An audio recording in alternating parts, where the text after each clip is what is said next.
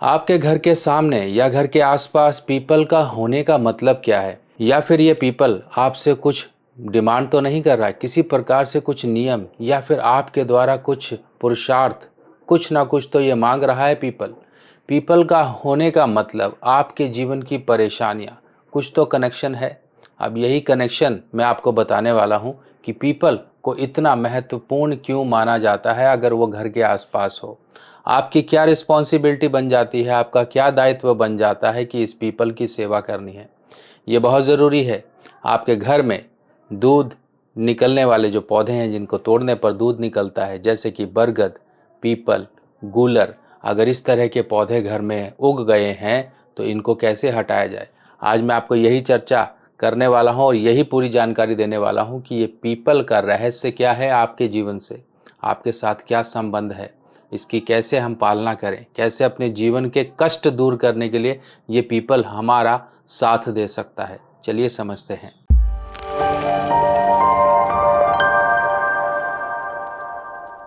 नमस्कार दोस्तों, मैं सुभाष शर्मा चंडीगढ़ से लाल किताब के ज्ञान में आपका स्वागत करता हूं।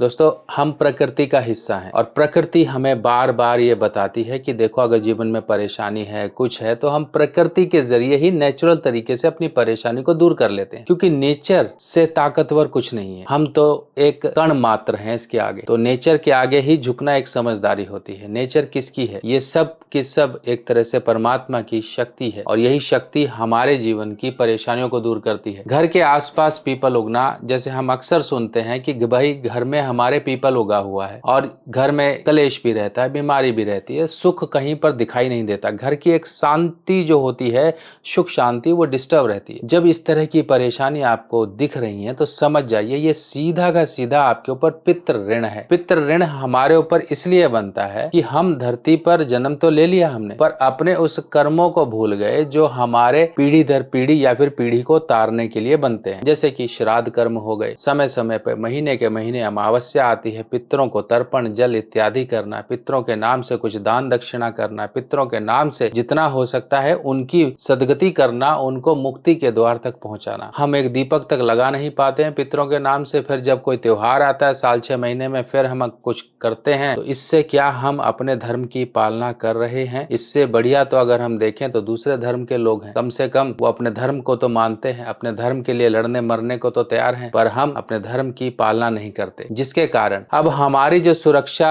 कर रही थी प्रकृति और नेचर, वही हमारी सुरक्षा में सेंध लग जाती है। जब ये सुरक्षा में सेंध लगती है तो जीवन में आती है परेशानियां, और कई बार जब उनको कोई परेशानी होती है तब हमको नेचुरल परेशानी होती है। जिस प्रकार से, जैसे आपने जो 2 जुड़वा बच्चों के बारे में देखा होगा, कई बार ऐसा होता है ना कि एक बच्चे को कोई दिक्कत हो तो दूसरा भी कहता है कि मुझे ये दिक्कत हो रही है। इसी तरीके से समझिए ये एक कनेक्शन होता है। जैसे माँ और बच्चे का संबंध होता है, बच्चा अगर दुखी है, बच्चा अगर कष्ट में है तो माँ का दिल घबराएगा, माँ को वो एहसास होगा। वही एहसास और वही परेशानी कई बार फिजिकल रूप में होती है, कई बार मेंटल रूप में होती है। जब हमारे पितृ जो हैं, हमारे फोर फादर्स, डिपार्टेड सोल्स, हमारे पूर्वज असंतुष्ट होते हैं, उनकी गति नहीं प्राप्त होती है। तो उनकी गति प्राप्त करने के लिए, उनको गति देने के लिए, उनको सदगति और एक सही मुक्ति द्वार तक पहुंचाने के लिए ये सब चीजें हमारे सामने इंडिकेशन के रूप में आती है कि भाई ये देखो, ये आपके साथ ये हो रहा है तो आप इस तरह से परेशान हो। सभी धर्म अपने अपने अनुसार अपने पूर्वजों को याद करते हैं। सनातन धर्म में पूरी प्रक्रिया इसलिए है क्योंकि सनातन धर्म ही सबसे पहला धर्म है। अगर आप देखें तो ऐसा कोई कैलेंडर नहीं है जो विक्रम संवत से पहले का हो। विक्रम संवत जो हम सनातनी हम मानते हैं, विक्रम संवत के बाद फिर अपना एडी, बीसी, हाजरी, इस तरह से ये सब जो हिजरी वगैरह ये सब कैलेंडर आए। सभी धर्म जो है अपने अपने धर्म के अनुसार, अपनी अपनी मान्यता के अनुसार उन्होंने कैलेंडर को निकाल दिया। पर सबसे पुराना धर्म यानी कि जो एक जड़ है वो तो सनातन की विक्रम संवत ही है। राजा विक्रमादित्य ने इस कैलेंडर का निर्माण करके, यानी कि इसमें सब तिथि पंचांग ये सब होते थे। तो हम धीरे धीरे हमारा ही धर्म डाइल्यूट होता गया, जिसके कारण हम इन चीजों को ढकोसला मानने लगे। जब ढकोसला मानने लगे तो बाद में परेशानियां आनी शुरू हो गई। वरना हम जो सनातनी एक मान्यता है, इससे मजबूत कोई मान्यता नहीं है। अगर आप ये सोचते हो कि हम बैंक से कर्जा लेकर कहीं मुंह छुपा कर रह लेंगे और बच लेंगे, तो नहीं, एक न एक दिन जिस दिन पकड़े गए पूरी पेनल्टी के साथ भुगतान करना पड़ता है। इसी प्रकार से ये जो पेनल्टी है, जिसे हम कहते हैं देवताओं की पेनल्टी, हमारे पितृ देवताओं की पेनल्टी का भुगतान हमें छोटी छोटी परेशानियों के रूप में, कई बार बड़ी परेशानियां, बीमारी, एक्सीडेंट, ये वो नुकसान, घोटाला,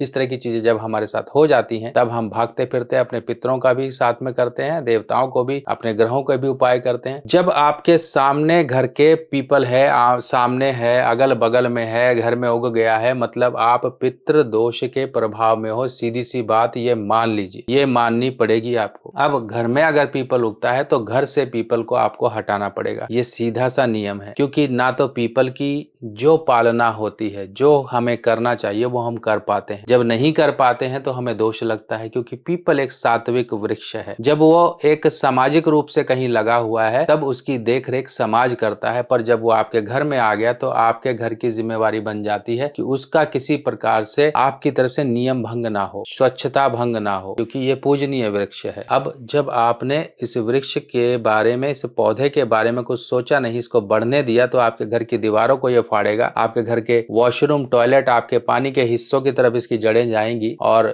फिर धीरे धीरे आपका पूरा मकान इस वृक्ष के कब्जे में आ जाएगा। फिर आप हटाने लायक नहीं रहोगे। हटाने के लिए सीधा सा हिसाब है, आप वृक्ष की पूजा करें, इसको जो है सिंदूर इत्यादि आप इसे चढ़ाकर प्रार्थना करके इसे प्रॉपर उखाड़ें। अगर मान लीजिए कट गया है, तो अगर मान लो एक वृक्ष आपसे खराब हो गया है, एक पौधा खराब हो गया, तो उसके बदले 10 पौधे आप प्रार्थना कर कर कहीं पर भी सुरक्षित स्थान में, धर्म स्थान, नदी नहर किनारे या कहीं पार्क इत्यादि में आप लगाओ, जिससे कि आपको ये दोष नहीं लगेगा उखाड़ने का। इसीलिए ये कहा जाता है। अब ये वृक्ष जो आपके घर के आसपास है, आमने सामने है, आपके घर की जद में है, आपके घर की निगरानी में है, आपके घर से निकलते आते जाते आपको दिखाई देता है, तो यही है आपके पितृ दोष के निवारण का एक वृक्ष। आपकी ये रिस्पॉन्सिबिलिटी इसके साथ जुड़ चुकी है। आप चाहे मानो चाहे ना मानो, कभी भी कोई भी परेशानी हो, एक लोटा जल लेकर जाकर इस वृक्ष पर चढ़ा दो। मैं कहता हूं उस दिन आपको खुद ब खुद रास्ता दिख जाएगा। ये सीधा सा एक तरीका है। अब हम बात करते हैं कैसे इस वृक्ष से हम अपनी परेशानी को दूर करेंगे। आपको एक लोटा जल लेना है, पीतल का लोटा लीजिए, नहीं तो कांसे का है तो कांसे का लीजिए। उसके अंदर थोड़ा सा आप गंगा जल मिला लीजिए, ताजा जल मिला लीजिए, काले तिल मिला लीजिए और इसी में थोड़ा सा दूध मिलाकर, थोड़ा सा कच्चा दूध मिलाकर आप दूर्वा घास इत्यादि अगर डाल सकते हो तो ठीक है, नहीं है तो कम से कम ये जो तैयार हुआ है यही ले जाकर उस पीपल की जड़ को सींच दीजिए। और करना किस दिन है? अमावस्या। अमावस्या और फेस आपका कहाँ होगा? ये आपका दक्षिण दिशा की तरफ होगा, यानी कि आप समझ जाइए साउथ डायरेक्शन की तरफ आपका ये फेस होगा। अब यही जो दिशा है यही पितरों के लिए समर्पित है। पितरों का यही एक दिशा, एक स्थान है। जिस प्रकार से देवताओं के लिए नॉर्थ ईस्ट, जिसे हम उत्तर पूर्व कहते हैं, इसी प्रकार से ये देवता, ये हमारे पितृ देवता की है, ये हमारे देवताओं की है उत्तर दिशा या उत्तर पूर्व दिशा। तो आपने ये सीधा सा तरीका समझा कि भाई जब हमारे को निवारण कहीं नहीं मिल रहा है ना, तो निवारण सिर्फ एक ही जगह मिलता है, जो कि हमारे बड़े बुजुर्ग होते हैं। जब अलग अलग लैंग्वेज में इनको बड़े बुजुर्ग कहा जाता है, फोर फादर्स कहा जाता है, कहीं वडे वडेरे कहा जाता है, कहीं थान कहा जाता है, कहीं आपके पूर्वज कहा जाता है, कहीं आपके देवते कहा जाता है। इसी तरह से इनकी पूजा होती है कि नहीं? आप सोचिए, आपने कई जगह पे देखा होगा खेतों में इस तरह से आपके पूर्वजों के लिए बना दिया जाता है, या फिर कहीं गाँव के आसपास बना दिया जाता है, आपकी जमीन में बना दिया जाता है। अलग अलग तरीके से लोग इनको पूजते हैं। अब आप कहोगे भाई हाँ सचमुच में ये चीजें कनेक्टेड हैं। जब कनेक्टेड हैं तो आप भी वहीं से कनेक्टेड हो। ये ना सोचिए जो खून मिला है आपको कहीं पर,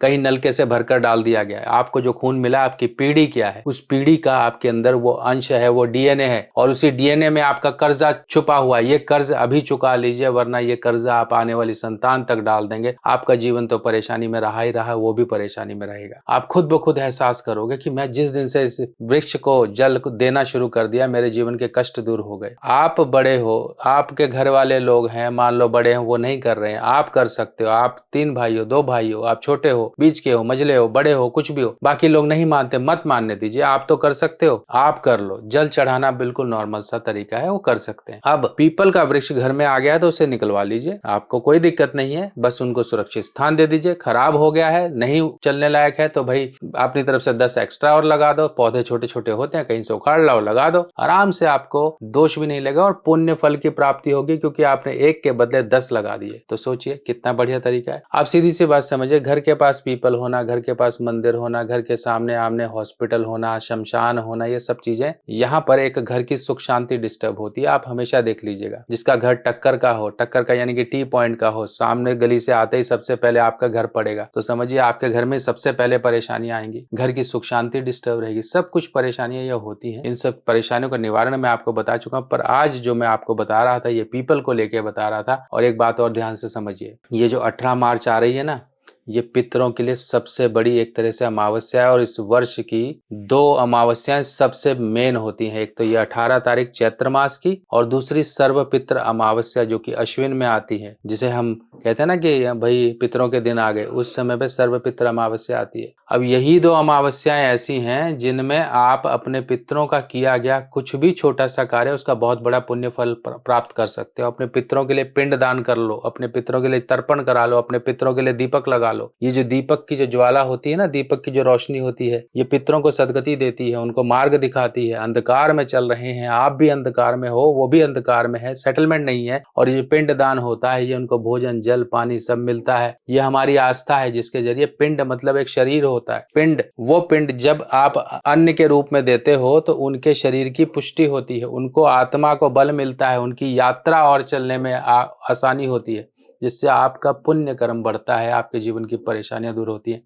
आपके लिए स्पेशल ये सब मैंने आयोजन किया है कि भाई लोग कहते हैं हम आज तक पिंडदान नहीं करवा पाए, या फिर पिंडदान हमने वहां करवा दिया तो काम खत्म। नहीं, हर महीने आप पिंडदान कर सकते हो, अपने लोगों का कर सकते हो, अपने जानने वाले का कर सकते हो, अड़ोसी पड़ोसी का कर सकते हो, किसी का भी पिंडदान कर सकते हो। जो आपको परेशान कर रही हैं आत्माएं, जो आपसे पिंड मांग रही हैं, जल मांग रही हैं, मुक्ति मांग रही हैं, आप उनको जब तक मुक्त नहीं करोगे अपने जरिए, तब तक आप ऐसे ही परेशान रहोगे। इसीलिए आपके लिए सबसे बेस्ट एक अपॉर्चुनिटी लेकर आए, एक ऐसा अवसर जो कि काशी महादेव की नगरी, जहाँ पर सब चीजें महादेव के चरणों में विलीन हो जाती हैं, जहां पर मुक्ति द्वार कहा गया है इसको, इसके आगे कुछ नहीं है। जिसको कहीं मुक्ति ना मिल रही हो, लोग अपने तो देह त्यागने के लिए वहां पर 80 घाट में पहुंचते हैं। वहां पर 80 घाट आपने सुना होगा, जहां पर लोगों का संस्कार होता है। इसीलिए वहां पर लोग अपने प्राण त्यागना चाहते हैं कि उनको सीधी मुक्ति मिल जाए, मोक्ष का द्वार मिल जाए। और मैं आपके लिए यही सुविधा लेकर आया हूं कि वाराणसी यानी कि काशी महादेव की नगरी में आपके पूर्वजों के लिए 3 पीढ़ी का पिंडदान और 365 बाती के दीपक ये लगाने की सुविधा मैंने आपके लिए कर दी। और कुछ ज्यादा महंगा भी नहीं है। पिंडदान और दीपक की सुविधा, मान लीजिए 9 दीपक लगवाते हो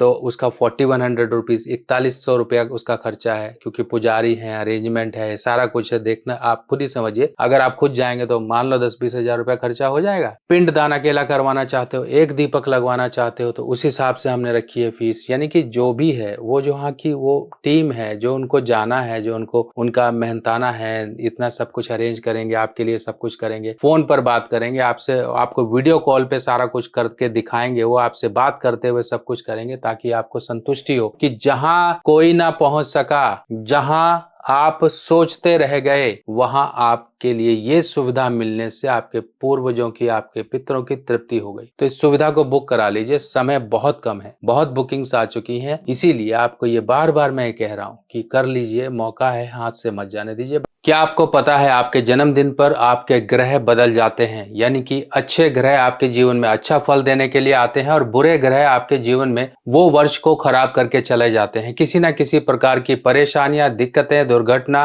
बीमारी या फिर धन का नुकसान देकर जाते हैं। अगर हमें पहले ही पता लग जाए कि आपके इस वर्ष में आपके कुछ बुरे ग्रह आ रहे हैं, अगर हम उनका उपाय पहले ही कर लें तो उस वर्ष की परेशानियों से हमें निजात मिल जाती है। ये वर्ष फल का मतलब होता है आपके जन्मदिन से लेके आपके अगले जन्मदिन तक का एक समय, जिस समय में बुरे ग्रहों का उपाय किया जाता है। इसमें कुछ छोटे छोटे उपाय होते हैं जो कि आपको पूरे वर्ष आराम का जीवन, आपके जीवन में उन्नति और तरक्की के रास्ते खोलने में आपकी मदद करते हैं। आप अपने वर्ष फल को जरूर बनवाएं, क्योंकि वर्ष फल ही वो आपके जीवन में एक अहम भूमिका निभाता है, जो आपके जीवन में आने वाली परेशानियों को दूर रखता है। अपने जन्मदिन पर कर लीजिए कुछ छोटे छोटे उपाय और पूरा वर्ष आप मजे का जीवन पाएं। वर्ष फल बनवाने के लिए आपको अपना नाम, बर्थ डिटेल मुझे देना होगा और आपकी वर्ष फल रिपोर्ट बनाकर आपको व्हाट्सएप पर भेजी जाएगी, जिसमें कुछ छोटे छोटे उपाय दिए जाएंगे। कुछ दान दक्षिणा या फिर कुछ चीजों को जल प्रवाह इत्यादि करना मंदिर में देना या फिर किसी गरीब को देना